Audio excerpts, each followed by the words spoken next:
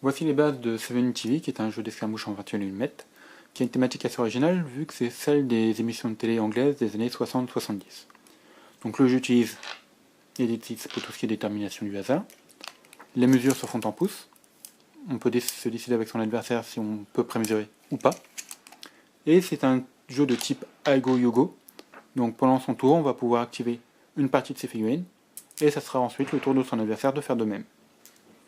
Donc les figurines ont plusieurs compétences et statistiques. Donc on a le nom de la figurine, ainsi que son archétype, sa capacité de mouvement qu'elle peut faire en dépensant un point d'action, sa défense, son nombre de points de vie, sa force brute, son agilité, l'intelligence, le moral et la chance.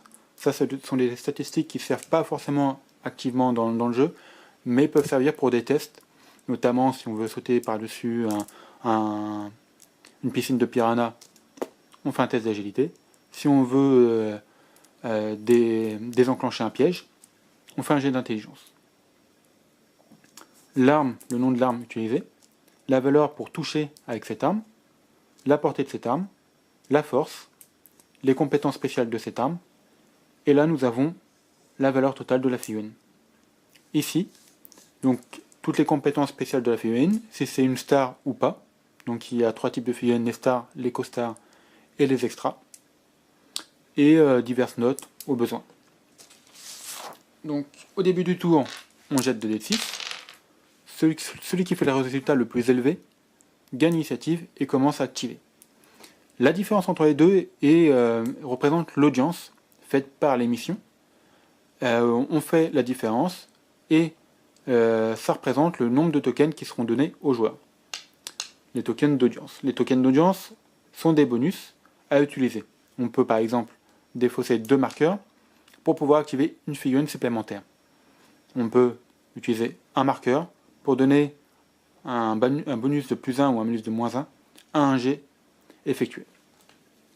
Donc, une fois qu'on a fait les différences, on donne la moitié arrondi supérieur au joueur qui a l'initiative et l'autre moitié au joueur qui n'a pas l'initiative. Une fois que c'est fait, le joueur qui a l'initiative va prendre les tokens d'activation. Il va prendre le nombre de tokens égal à la moitié de ses figurines arrondies supérieures. Là, j'ai que 2 figurines, j'aurai qu'un marqueur. Il va les placer sur les figurines qu'il veut activer.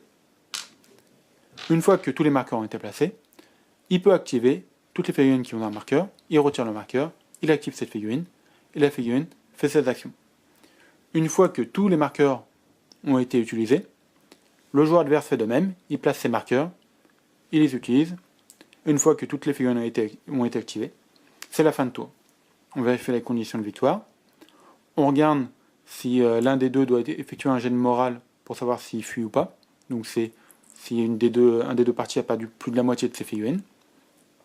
Et si des figurines ont des marqueurs qui peuvent les gêner, ils peuvent s'en débarrasser en jetant un dé de 6. S'ils font 6, le marqueur est retiré.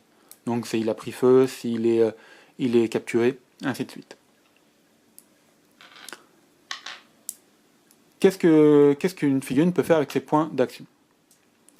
Donc elle peut se déplacer, ça coûte 1 point d'action, elle se déplace d'autant de sa capacité de mouvement. Les figurines peuvent sauter par-dessus des obstacles ou monter à des étages. Elles peuvent tirer sur une autre figurine. Dans ce cas-là, on regarde la portée, la ligne de vue, si elle n'est pas bloquée ou pas, et on fait un jet. On regarde la valeur de l'arme pour toucher, on jette un dé. Si on fait un résultat supérieur ou égal à cette valeur, on a touché. Si on fait un 1, c'est toujours un échec. Bien sûr, il y a des modificateurs qui s'appliquent, notamment si la figurine est au sol ou pas, si elle est petite, si elle est à couvert, et ainsi de suite. Si elle est touchée, on va faire un jet pour la blesser. Donc on garde la valeur de l'arme, on fait la différence, enfin la valeur de force de l'arme, on fait la différence avec la valeur de défense de la figurine, et en fonction de ça, on regarde le résultat qu'il faut obtenir. Donc si j'avais une force de 4 contre une défense de 2, j'ai un résultat de 2 ou plus, je dois faire 2 ou plus pour la toucher. Voilà, je fais 5, enfin elle est blessée. si la défense de l'adversaire était supérieure, si j'avais un résultat de 3 par exemple, je dois faire un 6 suivi d'un 4+, pour pouvoir la blesser. À chaque fois qu'elle est blessée, elle perd un point de vie. Si elle n'a plus de point de vie, elle est retirée du jeu. Pour les attaques de corps à corps, on retrouve la même chose. Donc si je me suis déplacé et que j'arrive au contact, on considère que j'ai chargé. J'ai une attaque gratuite à effectuer. Et sur cette attaque, j'aurai un +1 soit pour toucher, soit pour blesser. Donc quand je suis au corps à corps, c'est la même chose. Je regarde le résultat pour toucher avec l'arme. Je jette un dé. Si je fais 1, c'est un échec. Je regarde la différentielle entre la force de l'arme et la force et la défense de la figurine. Je jette un dé. Si je fais 1, c'est toujours un échec. Et en fonction du tableau, si j'ai réussi à blesser mon adversaire, il perd un point de vie, et ainsi de suite. Là encore, vous avez des modificateurs inhérents au jet de corps à corps.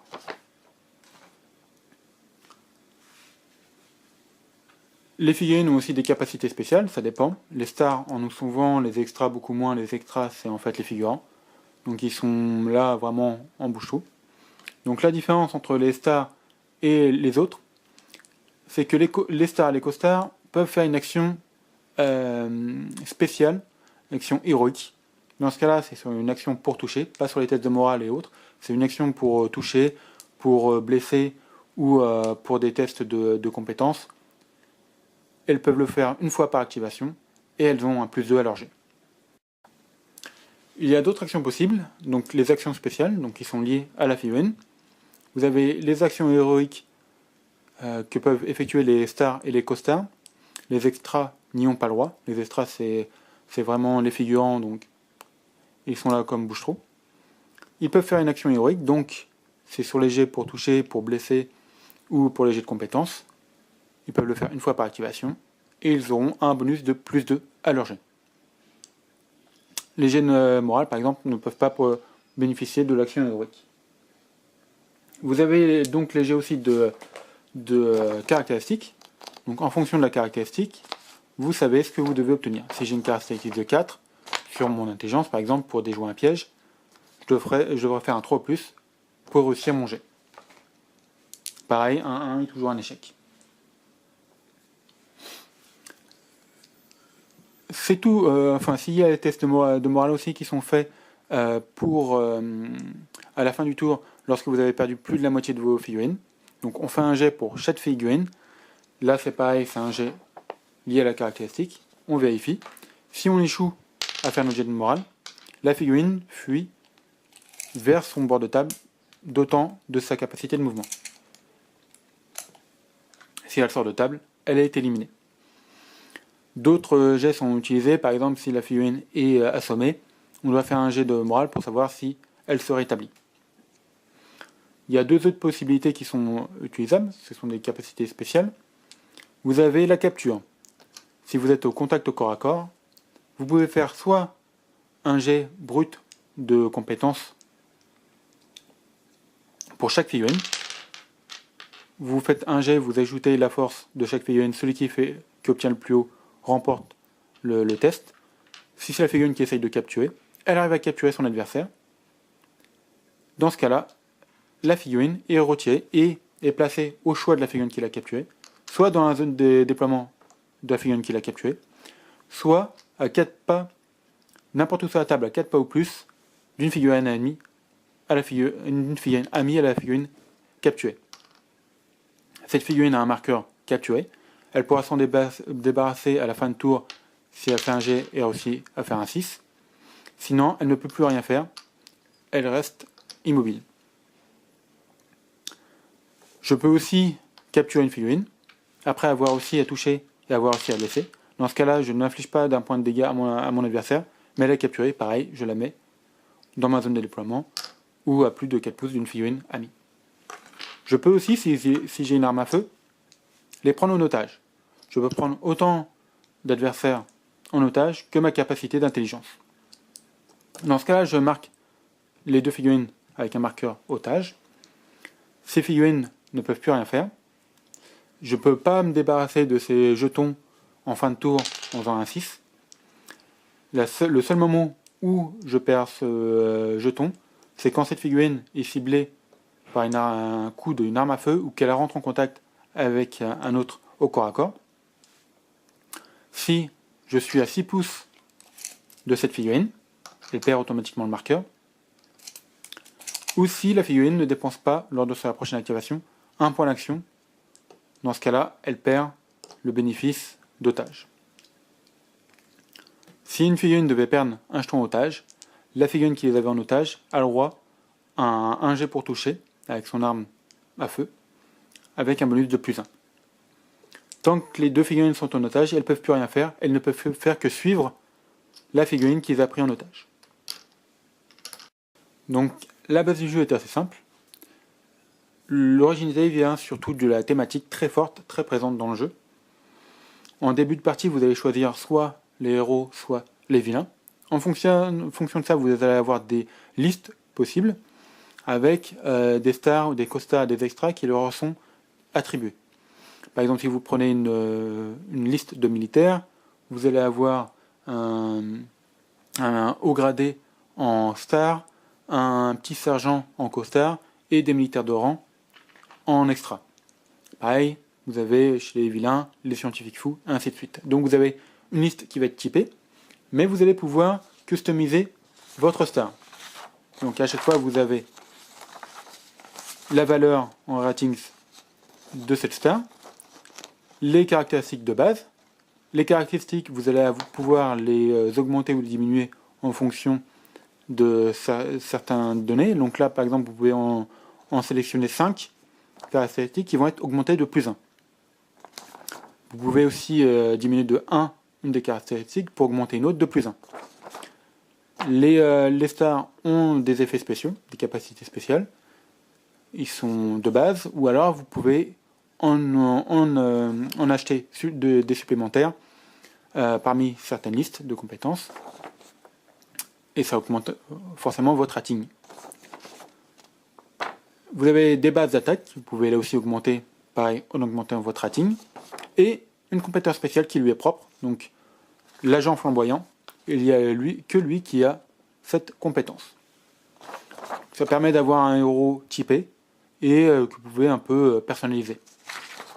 Les costards sont de la même, dans le même type, mais avec moins d'amplitude dans la composition. Pareil, vous avez les extras.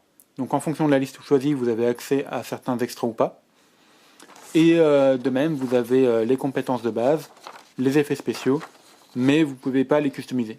Ils sont d'emblée comme ça, et ils ont leur valeur en rating.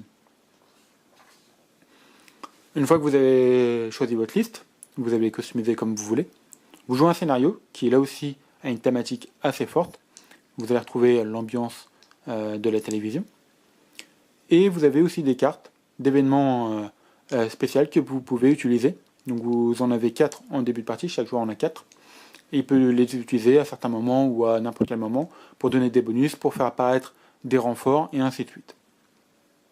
Donc la thématique est très présente, très forte dans ce jeu-là. C'est un jeu vraiment attachant pour ça. Et la base du système est utilisée pour d'autres univers qui sont là aussi disponibles, soit toujours en format papier, soit en PDF. Donc vous avez plutôt de la mythologie, vous allez retrouver donc des monstres et des héros, mais aussi du zombie, ça existe forcément, c'est la mode. Là c'est pareil, vous avez des cartes qui existent avec des objectifs, enfin il y a tout un univers, et un jeu simple, attrayant, avec une bonne thématique, que de